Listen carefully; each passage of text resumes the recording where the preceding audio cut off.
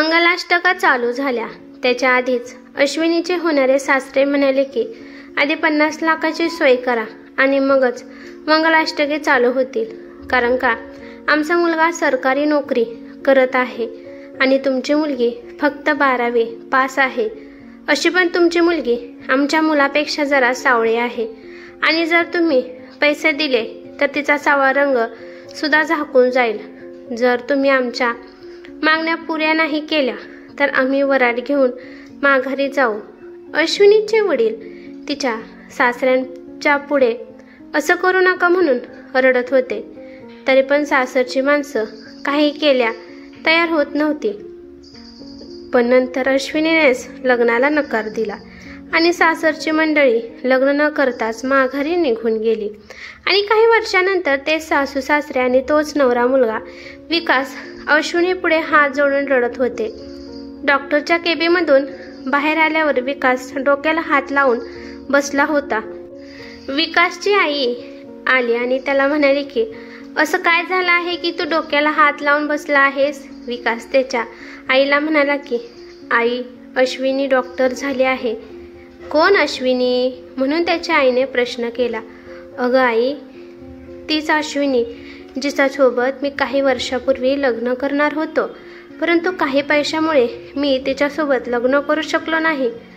पण विकास, लग्नासाठी आपण नकार दिला नव्हता. नकार तर त्याच मुलीने दिला होता. विकास म्हणाला की अगं आई, काकाने आणि बाबाने त्या अश्विनीच्या वडिलांचा किती अपमान केला होता आणि एक मुलगी आपल्या वडिलांचा कधीच अपमान सहन करत नाही, त्यामुळे तिने लग्नाला नकार दिला होता. पण बाळा, तू एवढ्या टेन्शनमध्ये का आहे. अगं आई, मी त्या डॉक्टरला एवढेच म्हणालो की डॉक्टर, आम्हाला एका अश्विनी नावाच्या मुलीचा शाप लागला आहे. लग्नाला आता 8-9 वर्ष झाली आहेत, तरी पण आम्ही आणखीन अजून बाळाचे तोंड सुद्धा पाहिले नाही. दरवेळेस काही ना काही कारणावरून माझ्या बायकोचं मिसगॅरेज होत आहे, परंतु आम्हाला वाटलं की यावेळेस तरी आम्हाला आमच्या छोट्याशा बाळाचं तोंड पाहायला मिळेल, परंतु नशिबात दुसरेच लिहून ठेवलं आहे. ते डॉक्टर म्हणाले की आता डॉक्टर अश्विनीच काहीतरी करेल. अश्विनीचं नाव ऐकून विकास जरा गोंधळला. आई, त्या डॉक्टरांनी अश्विनीच्या केबिनमध्ये मला लावलं आणि मी जेव्हा अश्विनी पुढे ते रिपोर्ट ठेवले तेव्हा अश्विनी मला म्हणाली की लग्नाच्या दिवशी तुम्ही हुंड्यासाठी लग्नाला नकार दिला, त्यामुळे तिच्याकडून तुम्हाला शाप भेटेल नाही तर काय भेटेल. अश्विनीने जेव्हा पहिल्यांदा माझ्याकडे पाहिलं, तिला पाहून मला धक्का बसला, कारण का तीच अश्विनी होती ज्या अश्विनीला लग्नाच्या दिवशी आम्ही नकार दिला होता. तोपर्यंत तिथं नर्स आली आणि म्हणाली की लवकर चला डॉक्टर, अश्विनी तुमची गरज आहे. त्यामुळे अश्विनी उठल्याने जायला लागले, पण तिने वळून एकदा माझ्याकडे पाहिलं आणि म्हणाली की तुम्ही अजिबात घाबरू नका, मी आधी डॉक्टर आहे आणि मग नंतर अश्विनी आहे. हे सगळं विकास त्याच्या आईला सांगत होता, परंतु त्याच्या आईच्या डोक्यात दुसरीच खिचडी शिजत होती. आणि त्याची आई त्याला म्हणाली, विकास, अश्विनीने लग्न केलं आहे का.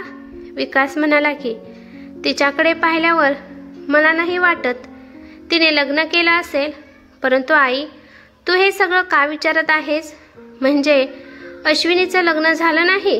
विकास, एक काम कर, तुला अश्विनीने सांगितले आहे ना की बाळ आणि आईमधलं एकच वाचू शकतं, तर तू अश्विनीला जाऊन सांग की तू फक्त बाळाला वाचव, आईचा जीव गेला तरी चालेल. विकास आईवर ओरडला आणि म्हणाला की आई, हे तू काय बोलत आहेस.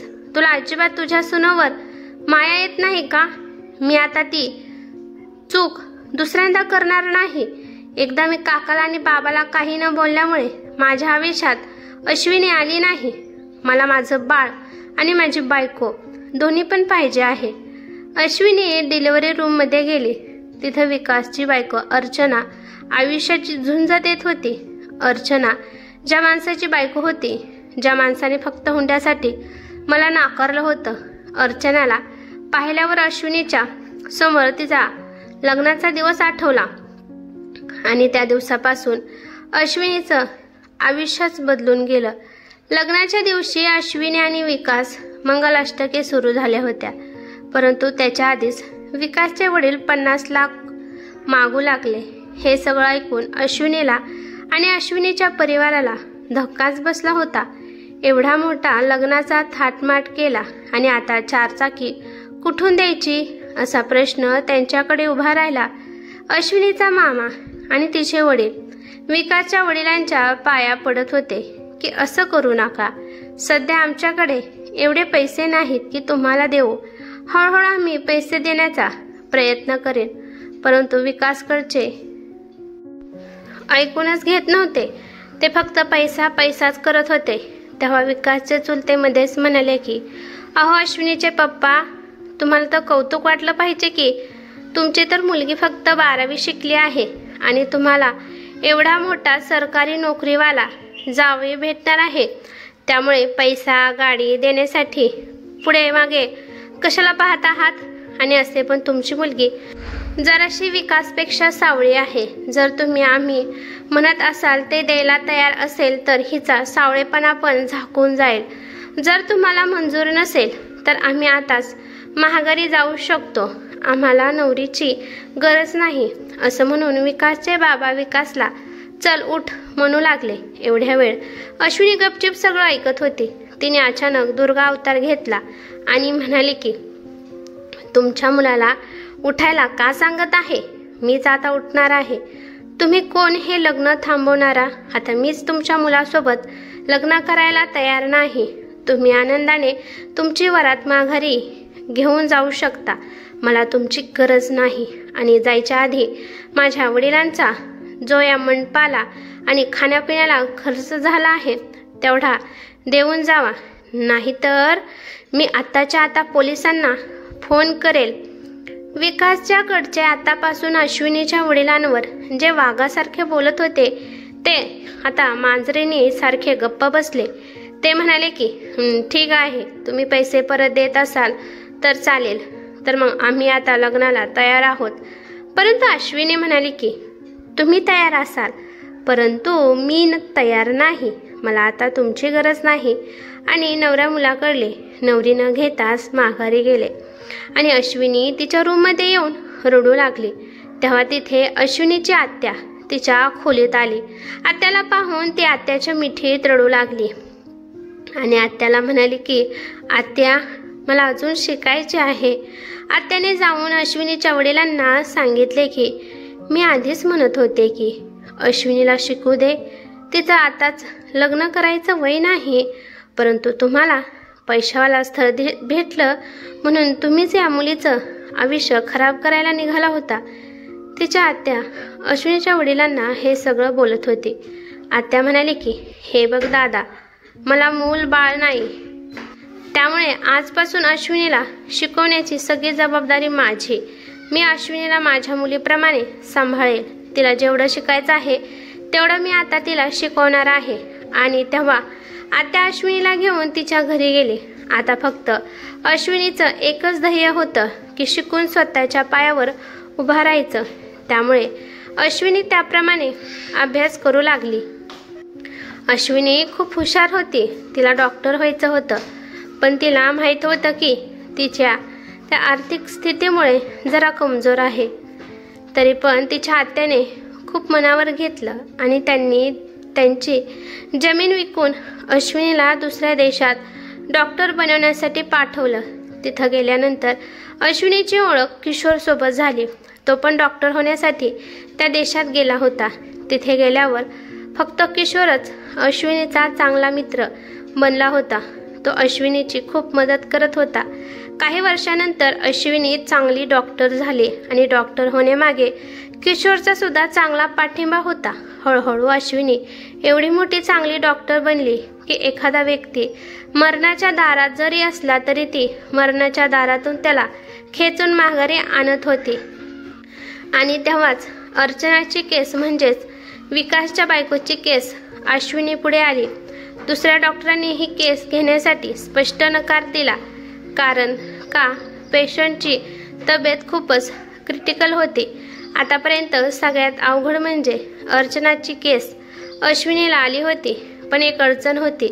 जर यामध्ये अर्चनाला किंवा अर्चनाच्या बाळाला काय झालं तर लोक हेच म्हणणार होते की अश्विनीने तिची पर्सनल दुश्मनी या दोघांवर काढली आणि त्यामुळे तिचं पूर्ण करिअर खराब सुद्धा होऊ शकतं.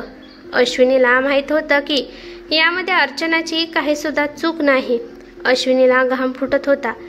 तिला खूप भीती वाटत होती. तिची ही हालत पाहून नर्स अश्विनीला म्हणाली की काय झालं आहे मॅडम, तुम्ही स्वतःला सांभाळा. तेव्हा अश्विनी म्हणाली की तुम्ही डॉक्टर किशोरला फोन करा. थोड्या वेळानंतर ती नर्स आली आणि म्हणाली की डॉक्टर अश्विनी, डॉक्टर किशोर थोड्या वेळातच येणार आहेत. ते आता निघालेच आहेत.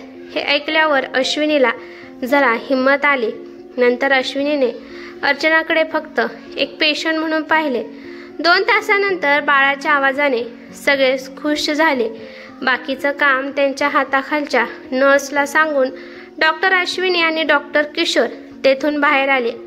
अर्चना 3 दिवसापासून दवाखान्यात ॲडमिट होती. अर्चनाची डिलिव्हरी झाल्यानंतर अश्विनी आणि विकासची भेट झाली नाही किंवा विकास अश्विनीपासून लपून राहत होता. 2 दिवसानंतर अश्विनी तिच्या घरी निघाली होती. तेव्हा तिला एक आवाज आला, डॉक्टर अश्विनी. मग तिने पाठीमागे वळून पाहिलं तर अर्चना आपल्या बाळाला घेऊन उभी होती आणि अश्विनीला आवाज देत होती.